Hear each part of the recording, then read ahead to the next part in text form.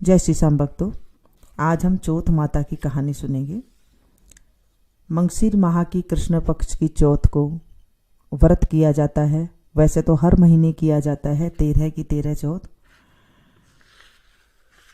अभी कई लोग 4 चौथ भी करते हैं, कार्तिक, मंगशीर, पौष और माह। तो आज हम मंगशीर माह की चौथी कहानी सुनेंगे। बोलिए चौथ माता की जय। एक साहूकार था, उसके एक बेटा और एक बहू थी। बहू पियर जब भी जाती तो उसका बाप पूछता कि बेटी तू क्या खाकर आई है। वो बोलती, मैं बासी कुसी खाकर आई हूं। एक दिन साहूकार का बेटा ने उसका ससुरा मिल गया। ससुरा बोला कि तुम लोग मेरी बेटी को बासी कुसी क्यों घर खिलाते हो, क्यों उसे खाने को देते हो बासी कुसी। लड़के ने ये बात माँ से आकर पूछा तो माँ बोली कि मैं तो ताजी ही घालती हूँ, चाहे तू आज देख लेना। एक दिन बहू का बाप आया, फिर से पूछा कि बेटी क्या खाया तूने। बेटी बोली, बासी कुसी खाया है। उसका बाप जब चला गया, बाद में उसका पति बहुत नाराज हुआ और बोला कि मेरा बाप को क्यों बदनाम कर रही है, ताजी खाकर बासी कुसी बता रही है। जब वो बोली कि तुम्हारा बाप कमाता है, तुम नहीं कमाते हो, तो वो खाना तो मेरे लिए बासी कुसी हुआ ना। यह सुनकर उसका पति कमाने के लिए चला। एक दिन वो पड़ोसन से आग लेने गई तो देख रही थी कि सब लोग वहां पर कहानी सुन रहे थे। जब उनसे पूछी कि ये क्या कर रहे हो, पड़ोसन बोली कि हम तो चौथ माता की कहानी सुन रहे हैं। उसने पूछा इस कहानी से क्या होता है। उन्होंने कहा कि इस कहानी से अंधन होता है, बेटा पोता होता है, 12 बजकर बिछड़ा पति भी मिल जाता है। उस दिन से वो भी करवा चौथ माता का व्रत करने लग गई। सासू 4 टाइम खाने को देती, जो एक बार तो वो भगवान के नाम का निकाल देती, एक बार गाय को दे देती एक बार का खाना, और एक बार का खाना वो राख के नीचे गाड़ देती थी, और एक बार को चांद को अर्घ देकर आप खा लेती थी। ऐसे ही चौथ करते करते 12 बरस हो गई। गणेश चौथ ने सोचा कि इस व्रत करते इसको 12 बरस हो गए हैं, अगर इसका पति वापिस नहीं आएगा तो हमें कलयुग में कौन मानेगा। उस रात को चौथ माता ने पति से बोली कि तू अब घर जा, तेरी औरत तुझे याद कर रही है। वो बोला, मैं तो बहुत कमाने में उलझ गया हूं, कैसे जाऊंगा। चौथ माता बोली कि दिन उगने से पहले ही चौथ माता का नाम लेकर दोनों घोड़े मोड़कर बैठ जाना,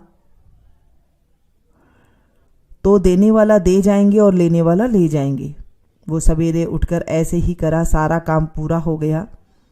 घर आने लगा तो रास्ते में उसे एक बूढ़ा सांप दुख के मारे जल रहा था। तो उसने उसको छिचकारा सांप ने और बोला, मैं तेरे को खाऊंगा। वो बोला, मैं 12 बरस बाद घर को जा रहा हूं, मेरी माँ और मेरी औरत से मैं मिल लिया हूं, पीछे मुझे खा लेना। सांप बोला कि कैसे विश्वास करूं, तू तो छत पर जाकर सो जाएगा पलंग पर। वो बोला, सीढ़ी चढ़कर आ जाना। इतना कहकर वो उदास होकर घर गया, कोई से बात भी नहीं करी।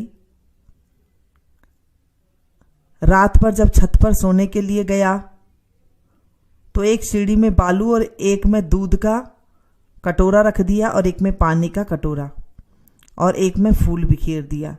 रात को सांप आया, पहले तो बालू में खूब लोट-पोट पलोटा, फिर सारा दूध पी गया, फिर फूलों की सुगंध ली और जैसे ही छत पे जाने लगा तो चौथ माता सोची, अगर अब इसका संकट नहीं टालेंगे तो कलयुग में हमें कौन मानेगा। तो उसको ढाल से ढककर तलवार से मार दिया, पर थोड़ी सी पूंछ कटकर उसकी जूती में गिर गई। पूंछ सोची कि ये जूती तो पहरेगा तब खाऊंगी, तब खा जाऊंगा। जब चींटी आपस में बात करने लग गई कि इसकी लुगाई, इसकी औरत हमें रोज चून गेरती है, आटा गेरती है, सो इसकी पति की रक्षा करनी चाहिए। सारी चींटियां लगकर पूंछ को थोती कर दी, उसे खाली कर दी, खा गई उसे। उससे उसका संकट टल गया। जब सवेरे उठने में देर हो गई तो मां सोची, मैं ऊपर जाकर देख के आऊं। जैसे ही जाने लगी तो सीढ़ी में खून देखकर चिल्लाई, सोची कि मेरा बेटा मर गया। बेटा आकर सारी बात बताई और मां ने पूछा कि मेरे नाम से कोई पुण्य व्रत करा था क्या।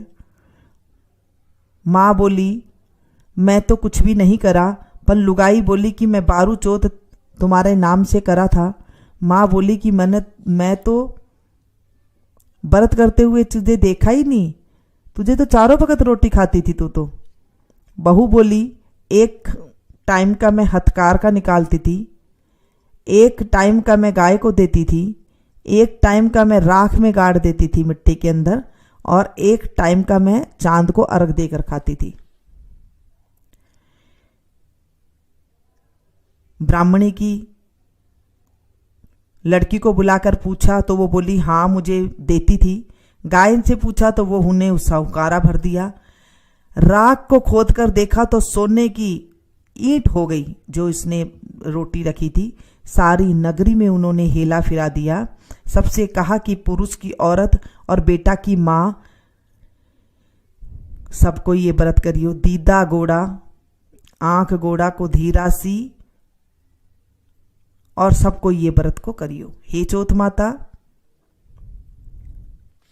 जैसे उसको सुहाग दिया वैसे सबको देना। कहते को, सुनते को, हुंकारा भरते को मेरे परिवार को देना और हमारी रक्षा करना। इसके बाद विनायक जी की कहानी सुनते हैं। गणेश जी महाराज एक सेठ जी के खेत में निकल रहे थे तो 12 दाना जौ का तोड़ लिया, नाच का तोड़ लिया। पीछे गणेश जी मन में विचार करने लगे कि ये तो मैंने सेठ जी की चोरी कर ली है।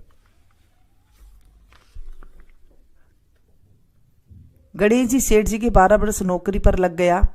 एक दिन सेठानी नित्य कर्म करके हाथ धो रही थी राख से, तो गणेश जी सेठानी का हाथ मरोड़ कर राख को फेंक दी और बोला, माटी से हाथ धोवा दिया। सेठानी सेठ जी से बोली कि ऐसा कैसा नौकर रखा है जो नौकर की जात होकर के मेरा हाथ मरोड़ दिया। सेठ जी गणेशिया को बुलाकर बोला, तू सेठानी का हाथ क्यों मरोड़ा? तो वो बोला कि मैं तो एक काम की बात बताई है कि राख से हाथ धोने से कभी शुद्ध नहीं होते हैं। राख से हाथ धोने से घर की रिद्धि सिद्धि चली जाती है, माटी से हाथ धोने से घर में रिद्धि सिद्धि आती है। सेठ जी सोचा, गणेशिया है तो सियाना। थोड़े दिन बाद कुंभ का मेला आया तो सेठ जी बोला कि गणेशिया सेठानी को नुहा के लिया पानी के अंदर। गणेशिया ले गया। सेठानी किनारे पर बैठकर नहा रही थी तो गणेशिया ने आगे ले जाकर गोता खुआ दिया, डुबकी लगवा दी। घर आकर सेठानी सेठ जी से बोली कि गणेशिया ये काम करा है गणेशिया ने तो मेरी तो इज्जत ले ली। इतना आदमियों के बीच में मेरे को आगे आगे तक घसीट कर नुहा कर लेके आया है।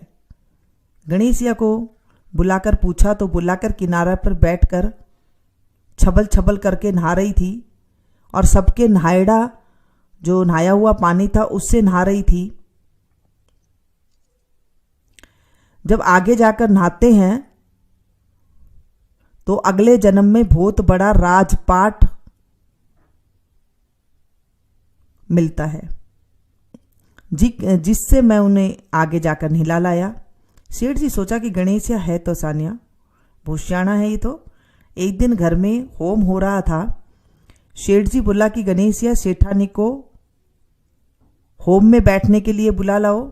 सेठानी को बुलाने गया। सेठानी ने काली रंग की ब्लाउज पहना था। पैर का जब चलन लगी तो गणेशिया ने उसकी आंगी फाड़ दी और बोली कि लाल आंगी पहनकर चलो।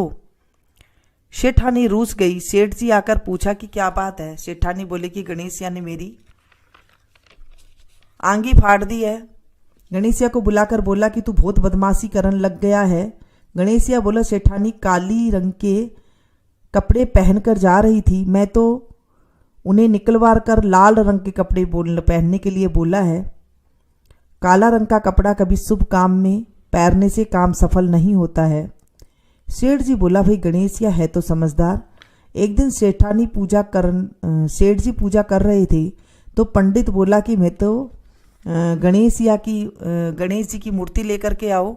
तो गणेशिया बोला कि मेरे को ही मूर्ति करके विराजमान कर लो, तुम्हारा सारा काम सफल हो जाएगा। ये बात सुनकर सेठ जी गुस्सा आ गया और बोला कि अभी तक तो तू सेठानी के साथ मस्करी कर रहा था, अब मेरे साथ भी करने लग गया। गणेश जी बोला कि मस्करी नहीं कर रहा हूं, सच्ची बात कह रहा हूं। इतना कहकर गणेश जी का रूप धर लिया। सेठानी सदैव संदेह कर गणेश जी की पूजा करने लगे। पूजा खत्म होते ही गणेश जी अंतर ध्यान हो गई। सेठानी को बहुत धोखा हो गया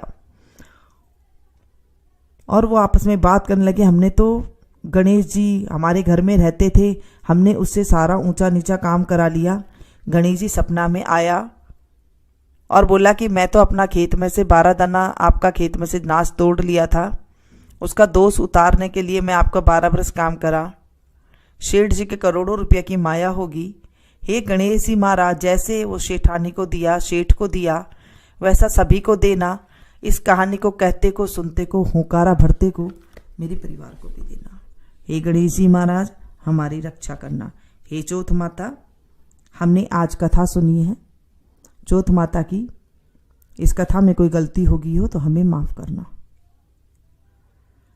इस कथा को सुनने के बाद जो आपने चावल लिए थे, कनक ली थी हाथ में, आप उसे सूरज को जल दे दे। थोड़े से दाने, वो जो आपने कहानी सुनी है उससे आपको चांद को अर्घ देना है बस। और जो अलग से थोड़े से चावल या कनक लेकर के आपने सूरज को अभी अर्घ दे देना है। ऐसी कहानी सुनते हैं, फिर बायना निकालते हैं। बोले चौथ माता की जय, गणेश जी भगवान की जय। मिलती हूँ फिर से एक नई वीडियो में नई जानकारी के साथ। Thank you.